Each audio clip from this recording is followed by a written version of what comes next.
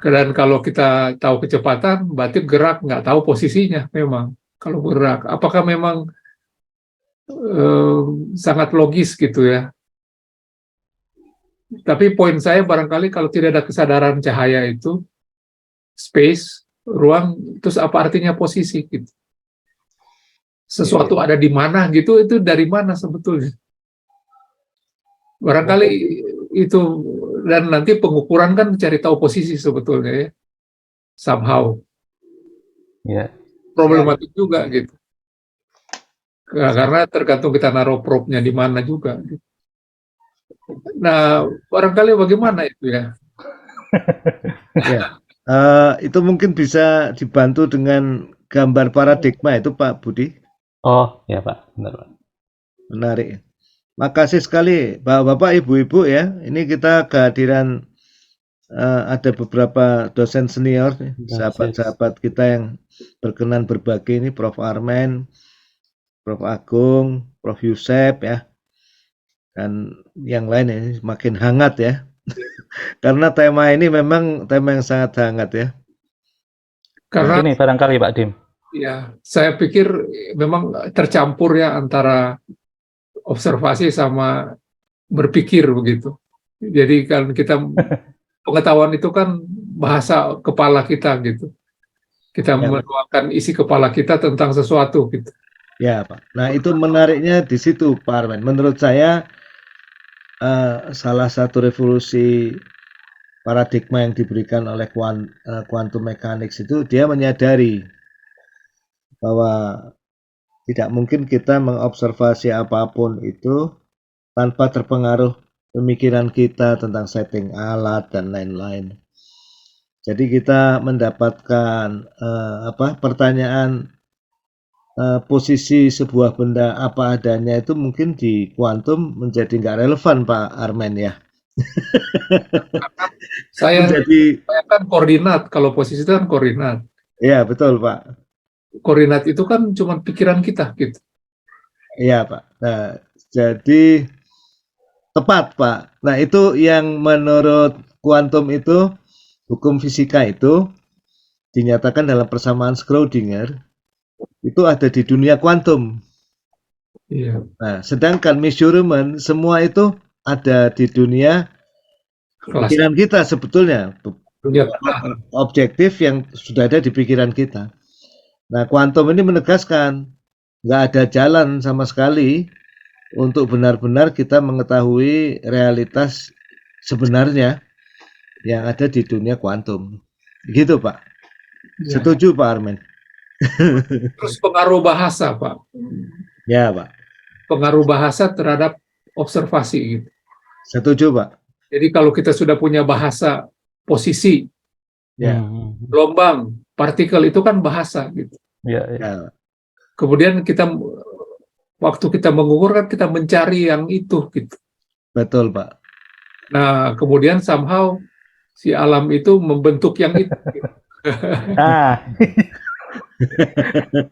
Iya kan, jadi seperti gambar yang ada nenek-nenek sama wanita cantik sama cangkir cawan. Iya. Yang kalau kita lihat dengan cara tertentu keluarnya nenek-nenek. Betul Pak. Kalau lihat dengan cara tertentu keluarnya itu. Nah, kalau kepala kita sudah mencari nenek-nenek, keluarnya nenek-nenek. Betul Pak. Setuju Pak. Nah ini nanti akan makin seru Pak Armen membahas dari bahasan Pak Armen ini kalau kita melihat eksperimen kuantum itu Pak Budi ya. Iya. Karena memang betul Pak. Kita nanti dalam eksperimen kuantum yang akan dilakukan dalam mencapai Nobel itu selalu mencarinya begitu Pak. Iya. Ini partikel foton ini lagi bergerak sebagai partikel atau sebagai gelombang. Iya. Nah, dalam alam bahasa manusia itu kita nggak mengenal yang lain gitu. Iya. Yang realitas yang sudah dikenal lama partikel. Nah, gelombang itu kata lainnya kan field Pak ya. Iya, field, medan. Nah, ini sebetulnya Pak foton ini lagi bekerja sebagai partikel atau sebagai gelombang. Nah, ternyata dalam kerangka language atau terminologi itu sampai saat ini Pak, nanti akan dijelasin Pak Budi Sulis. Sampai saat ini ada eksperimen-eksperimen yang nggak bisa dijelaskan. Bahkan kalau itu ada yang bisa menjelaskan langsung dapat Nobel Pak Armen. Tapi eksperimen kuantumnya sudah dilakukan begitu.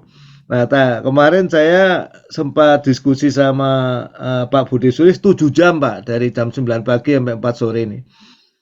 Ya, materi kuliah ini ya, salah satunya itu.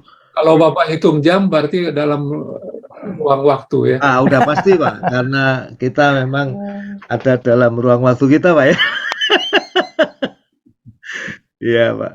Saya rasa challenge dari Pak Armen ini sangat tepat ya. Itu kalau Ludwig Wittgenstein sudah mengidentifikasi, makanya dia kan termasuk salah satu filsuf paling jenius abad 20, yaitu Tractatus Logico Philosophicus, yang dia mengatakan bahwa seluruh filsafat itu akan masuk dalam language games. Iya, bahasa. Jadi itu nggak terhindari. Jadi manusia itu merasa memahami realitas apapun, padahal ujung-ujungnya kalau menurut apa yang disebut oleh para pendahulu kita di India itu, yang sejati itu yang real nggak akan bisa dicapai manusia Pak. Nah, kita bagaimanapun ya tetap dalam kerangka bahasa ini mau nggak mau buat kesepakatan. Oh, yang ini disebut sinyal. Oh, yang ini ada pulsa, ada duitnya itu. Pemberian nama kan. Iya, pemberian nama Pak. Ya, itu. Ada kata-kata elektron, gravitasi, tidak ada kata-kata itu. Iya. Gimana kita bisa berbicara? Iya. Apalagi ini kan kalau dilihat sejarah kuantum itu menarik sekali itu. Saya baru aja pagi tadi mengulang lagi baca bukunya Pak Prof. Chia Mai-on Pak, Mekanika Kuantum. Dari fisika itu memang beliau bilang postulatnya mekanika kuantum itu beda sama mekanika klasik. Beda utamanya itu gitu. Jadi dalam mekanika kuantum itu postulat dasarnya itu beda. Tapi yang paling menarik, Pak Chia Mai-on itu mengatakan semua perkembangan mekanika kuantum itu asalnya dari eksperimen Pak. Mulai dari eksperimen radiasi benda hitam, terus eksperimennya Max Planck yang mengkuantifikasi radiasi benda hitam, terus Niels Bohr itu ngambil gagasan itu untuk menafsirkan spektrografi atom. Jadi sebetulnya kan barang yang dibicarakan ini karena nggak kasat mata dan sangat kecil, nah terpaksa buat bahasa itu ya Pak Armen.